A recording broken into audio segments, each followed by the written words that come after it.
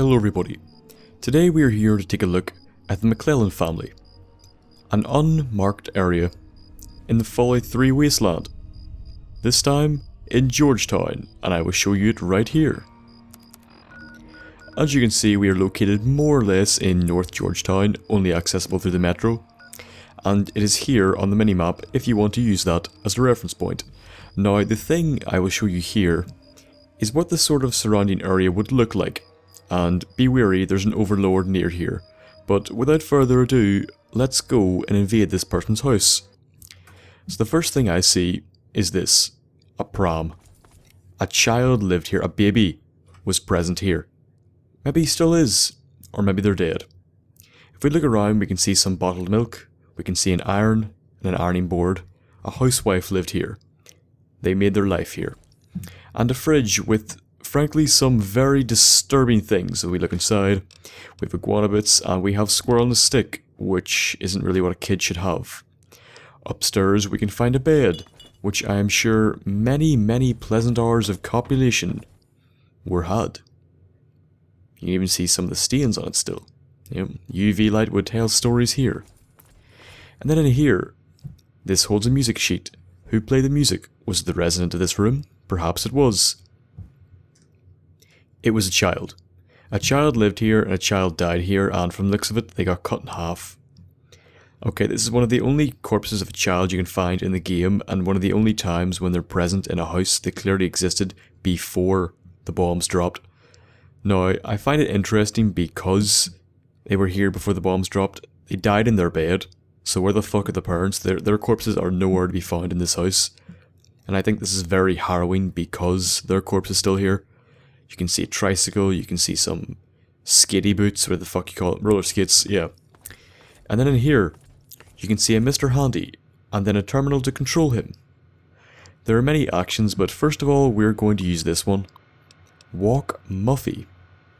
Now, Muffy, we can assume, is a pet. How may I serve you, master? And it is indeed a pet, so he's going to search for it. I don't know how it searches for it. Seemingly, they shouldn't really have a satellite as a reference point, but perhaps some type of heat sensor. But you find Muffy around the back, and for some reason, Muffy has not yet been cannibalized or eaten, and then he will become very aggressive and attempt to kill you. I don't really know why, he's a bit of a chode, but you know, anyone with 3 eyes and a flamethrower for a penis, you shouldn't really trust him, to be honest. So Muffy is here and dead, and for some reason not devoured by the other super mutants in the surrounding area. I don't get why that is, but maybe that means she only died recently.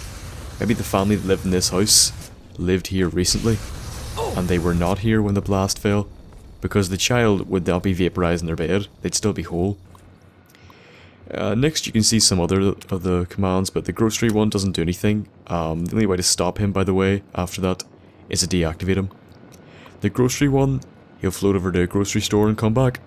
And the home security mode, he'll just patrol the surrounding area and get killed by super mutants.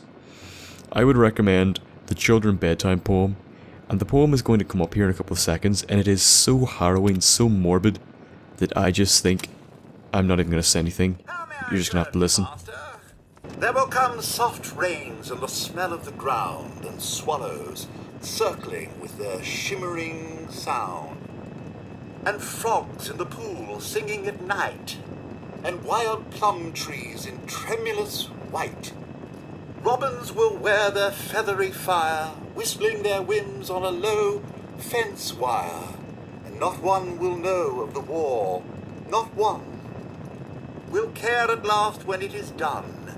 Not one would mind, neither bird nor tree, if mankind perished utterly.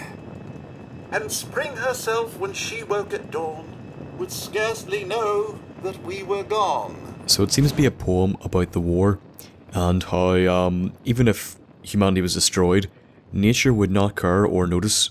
Our loss would be nature's gain because we have destroyed the world, and if we disappeared, then nature could regrow again.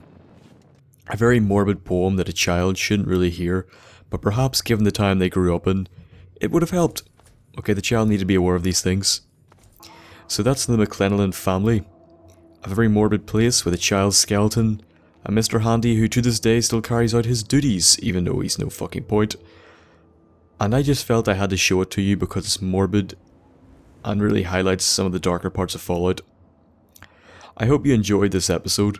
If you did, please leave it a like, favourite, subscribe, and comment because I love reading them, I really do.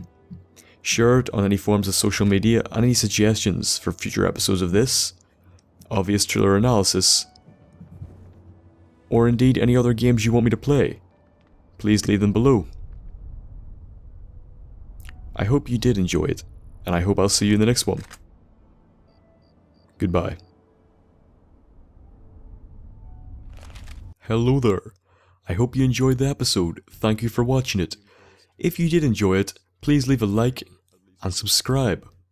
Also, any comments and feedback on anything you think I did right and anything you think I did wrong are appreciated. Any feedback on what you think the next episode should be, please leave it in the comment section below, or follow me at thenthapple for more updates and to interact with me or ask me any questions. I have linked a video above that I think you will also like. Go and watch it if you want to. If you don't, that's fair enough too, I guess. And I hope I will see you in the next episode. Goodbye.